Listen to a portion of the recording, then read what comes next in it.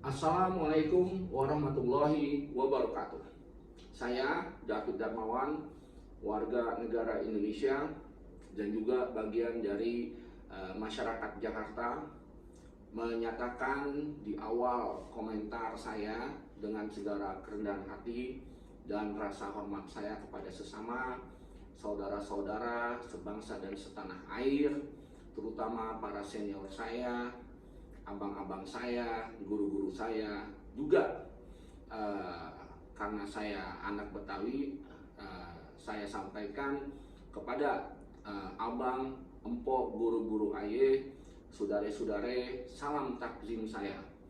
Sebagai seorang warga negara Indonesia yang lahir di tanah air kita tercinta, pada hari ini saya ingin memberikan komentar dari lubuk hati saya yang paling dalam, karena saya merasa tersinggung, tergugah dengan adanya satu artikel atau satu gerakan, satu tagline yang menyatakan hashtag Sell Indonesia. Sebenci-bencinya saya kepada tanah air kita sendiri, janganlah kita terkecoh. Saudara-saudaraku, para senior, abang, empok, encang, cingnya, babe, izinkan saya mengutarakan apa isi kata hati saya. Di sini hari ini, hari Jumat 5 Juni 2026, bertepatan dengan tanggal 19 Zulhijjah 1447, saya undang abang pok, cangcing, yak babe, engkong juga, dan para senior, guru-guru saya untuk kita sharing, berbagi informasi, mengutarakan, menjawab apa yang sebenarnya saya rasakan saat ini di negeri kita tercinta, terutama untuk menjawab hashtag Sell Indonesia. Pertama-tama saya mengundang para pelopor atau pembuat atau buzzer, karena saya bukan bagian dari buzzer manapun, saya tidak terafiliasi oleh partai politik manapun. Kalaupun saya memiliki pendapat, itu adalah murni pendapat pribadi saya. Dan di awal pernyataan saya ini, saya ingin mengucapkan mohon maaf lahir dan batin apabila ada kesan, sharing atau pesan yang tidak bisa diterima.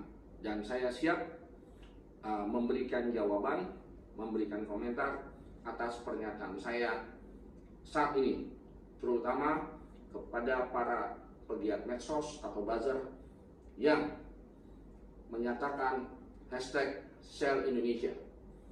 I can debate you in English. Je peux vous débattre en français. Ik kan ook Nederlands spreken om deze Sell Indonesia hashtag te discussiëren. Saudara-saudaraku, izinkan saya di depan muka pengadilan sejarah hari ini, yang dimana abang-abang saya, saudara-saudara saya bisa melihat komentar saya di artikel Kompresiana hari ini, yang dimana artikel tersebut menjawab hashtag Sell Indonesia. Sebenarnya mereka tidak ingin menjual aset dengan pernyataan mereka hashtag Sell Indonesia. Yang mereka sedang lakukan adalah menjual ketakutan, sebuah grand strategi untuk menghancurkan kedaulatan negara kita tercinta. Saudara-saudara sekalian, senior-senior saya, abang-abang saya, adik-adik saya yang saya cintai, yang saya hormati, di muka pengadilan sejarah, izinkan saya membaca komentar saya yang sudah ditulis di artikel. Janganlah terkecoh. Bukan mayat bangsa yang kita lihat. Tidak, itu adalah upaya penguburan paksa, sebuah kematian yang dipaksakan terhadap semangat bangkitnya bangsa kita, negeri kita yang tercinta. Saya tidak akan duduk manis sebagai penonton. Saya menggunakan tools AI untuk mengekstrak data, untuk melihat fakta, statistik, merangkum, meringkas, menulis ulang artikel yang saya buat pada hari ini di Kompasiana, yang saya persilahkan saudara-saudara saya sebangsa dan setanah air mengomentari dan berbagi. Sekali lagi, saya bukan orang yang hanya mencatat ibarat kata dari balik kaca. Saya adalah pejuang, praktisi, ekonomi, pengusaha yang selalu berusaha, dan murid dari para guru di Republik kita yang tercinta ini. Saya ikut merasakan denyutnya jalanan. Saya bisa dikatakan pedagang akal sehat dan warga dunia yang telanjang tanpa topeng. Di hiruk pikuknya pasar dan bisik-bisik di pelabuhan, saya banyak belajar. Saya membedah narasi #Sell Indonesia ini dengan pisau analisis seorang yang hidup dari strategi, bukan sekedar teori. Saya membaca sinyal di tengah riuh rendahnya kebisingan, karena saudara, di balik keributan itulah musuh menyembunyikan rantai barunya, dan disitulah kita harus memasang telinga dan mengepalkan tekad kita. Kematian yang dipaksakan itu hanya cerita penguasa yang pengecut. Kebangkitan tak bisa dikubur. Ia cuma butuh sedikit akal sehat dan banyak keberanian. Itu adalah yang harus kita semua pahami. Sekali lagi, para pencipta, pelopor, perintis hashtag atau buzzer Sell Indonesia, mereka tidak menjual aset, tapi mereka sedang menjual ketakutan. Sebuah great strategi untuk menghancurkan kedaulatan ekonomi Pancasila. Di sini saya menjawab dengan artikel saya melalui lensa ekonomi gotong royong. Saudaraku, terutama para pemegang mandat kedaulatan rakyat, mari kita letakkan kalkulasi laba rugi sesaat itu. Saya secara pribadi mengajak kita semua melihat ini sebagai permainan non-kooperatif yang dimainkan oleh para pemain global yang panik. Mereka menyebutnya Sell Indonesia, saya menyebutnya titik equilibrium ketakutan yang mereka ciptakan secara artifisial. Mengapa? Karena dalam game theory, ketika seorang pemain besar menyadari bahwa strategi dominannya yang kita pahami semua saat ini kita bisa sebut sebagai kapitalisme ekstraktif mulai dilawan oleh strategi baru, yaitu ekonomi Pancasila, ia akan mencoba mengubah matriks ganjarannya. Mereka menciptakan kegagalan koordinasi dengan menyebarkan sinyal negatif, dan ini yang mereka sedang lakukan kepada kita semua. Fakta dan bukti inkoherensi lembaga pemeringkat global. Lihatlah para orakel yang mereka puja itu. Kita semua tahu dan data menunjukkan inkonsistensi fatal. Mengapa? Di sini dengan mudah kita bisa menggunakan search engine Google, menggunakan DeepSeek atau ChatGPT untuk mengurai, mencari fakta. Contoh seperti Wall Street dan krisis 2008, lembaga pemeringkat seperti Moody's dan S&P memberikan peringkat AAA pada sekuritas subprime mortgage yang menjadi racun sistemik pada kala itu. Dan kita semua tahu itu menjadi disaster, kehancuran sistem dan kerugian banyak pihak di negara mereka. Itu adalah kegagalan matematis total. Mereka menilai kertas sampah sebagai emas dan kini berani menghakimi kebijakan kita yang jelas-jelas hilirisasi nikel kita yang nyata.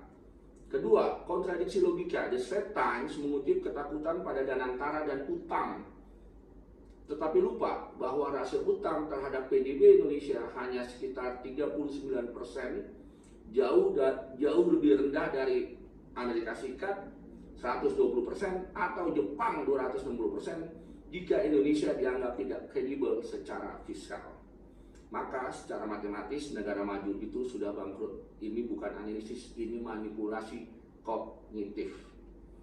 Analisis strategi layaknya seorang Thomas C. Schelling, perang psikologis dan taktik komitmen. Kita paham bahwa Schelling adalah seorang peneliti ekonomi, pemenang Nobel Prize. Schelling mengajarkan kita bahwa dalam konflik, kekuatan terbesar adalah kemampuan untuk mengikat diri pada sebuah komitmen. Presiden Prabowo sedang melakukan sharing commitments dengan menempatkan Danantara dan kontrol ekspor sebagai garda depan. Indonesia mengirim sinyal, kami tidak bisa disuap atau diancam untuk mundur. Kutipan pasar tidak memahami saya bukanlah arogansi. Itu adalah strategic move. Ini adalah pengumuman kepada para spekulan bahwa elastisitas respon kita terhadap tekanan falas bukanlah ketakutan, melainkan eskalasi kemandirian. Mereka panik karena kita tidak lagi mempan dipermainkan. Kalau kita lihat lagi, membuat satu analisis layaknya seorang Robert Aumann, kita bisa menyebut apa yang terjadi saat ini adalah equilibrium rasional dalam gotong royong. Aumann berbicara tentang common knowledge. Investor global ingin membuat common knowledge bahwa Indonesia sedang hancur. Tapi lihat data makronya, pertumbuhan di atas 5% itu adalah sinyal equilibrium yang jauh lebih valid daripada nilai tukar rupiah yang volatil. Volatilitas rupiah adalah senjata, bukan senjata fundamental, melainkan senjata psikologis untuk memicu self-fulfilling prophecy mereka, menciptakan penurunan MSCI bukan karena fundamental kita salah, tetapi karena kita keluar dari orbit ketergantungan mereka. Inilah sistem ekonomi Pancasila kita, gotong royong kita, mulai menebar kepanikan di jantung akal-akalan sistem mereka. Layaknya seorang Alfred E. Roth yang melihat desain pasar yang berdaulat. Roth mengajarkan bahwa pasar tidak selalu benar, pasar harus didesain ulang jika gagal. Indonesia di bawah bendera ekonomi Pancasila sedang melakukan market design ulang. Kita menolak pasar bebas buta atau kapitalisme yang brutal yang hanya menciptakan duit dari kertas. Kita mendesain pasar di mana tembaga, nikel, dan boksit tidak dijual mentah sebagai budak tanah, tetapi diolah sebagai produk berdaulat. Inilah yang para pemimpin kita sedang lakukan. Kata-kata George Buguras, atau mungkin dia orang Perancis kali ya, George Bugura, saya tidak memberi mereka kesempatan, bukanlah analisis investasi, melainkan pernyataan putus asa seorang mafia yang kehilangan akses ke cuan instan. Tentu saja ia pergi, ia mencari rente, bukan nilai. Ia bukan investor, ia adalah rent seeker yang terusir oleh sistem kita. Pencari cuan yang gak jelas, rentenir, kurang ajar di sistem yang brutal. Itulah manusia tersebut. Kesimpulan emosional dan inspiratif, ini adalah kebangkitan sang Garuda. Siapa yang peduli dolar? Dolar adalah ilusi kertas yang nilainya ditopang oleh ancaman militer dan sanksi. Kita sedang menciptakan nilai nyata, memberi makan anak sekolah, membangun smelter, dan mengkonsolidasikan kekuatan nasional. Saya teruskan, saudara-saudara, untuk menjawab sel Indonesia. Mereka menyebut ini intervensionis, kita menyebutnya gotong royong. Mereka menyebutnya populis, kita menyebutnya Pancasilais. Ini bukan saatnya gentar, saudara-saudara.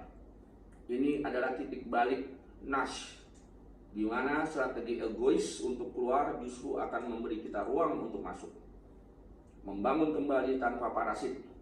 Ketika kapal asing itu pergi, itulah saatnya perahu-perahu Nusantara berlayar memenuhi samudera perdagangan. Ini bukan akhir dari kepercayaan, saudaraku. Ini adalah awal dari kepercayaan pada diri sendiri. Mungkin rupiah melemah di layar monitor mereka, di layar monitor kita, tetapi kedaulatan kita menguat di tangan rakyat. Biarkan mereka menjual ketakutan. Kita sedang membangun sejarah. Merdeka Ampera. Sekali lagi, para senior, abang-abang saya sebagai insan Nusantara menyatakan dan memprotes keras instrumentalisasi yang dilakukan para buzzer yang tidak memahami jelas kondisi mikro dan makro dan arti dari kebangkitan ekonomi bangsa kita. Saya sebagai anak Betawi Tulen, mohon maaf lahir dan batin apabila ada kesalahan, ucapan, sikap yang terucap di dalam video ini. Kesempurnaan hanya milik Allah. Kalau ada kesalahan itu milik kami. Izinkan saya mengakhiri dengan sedikit pantun. Di atas daratan ada gunung, di atas gunung ada langit. Buat kita semua, para pembela Pancasila, jangan pada bingung, karena perintah kita udah datang dari langit. Ihdinas siratal mustaqim. Wassalamualaikum warahmatullahi wabarakatuh.